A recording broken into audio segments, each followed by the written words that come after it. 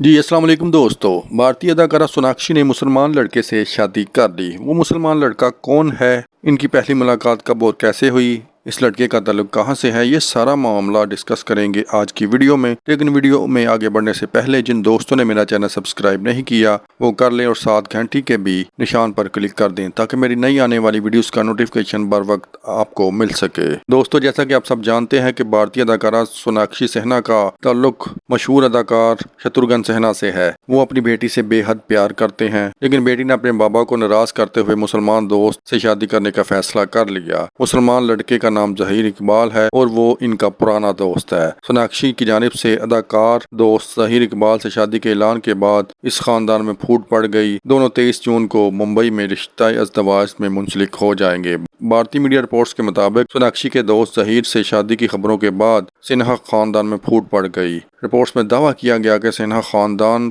का कोई भी फर्द शादी की तकरीबात में शरीक नहीं होगा।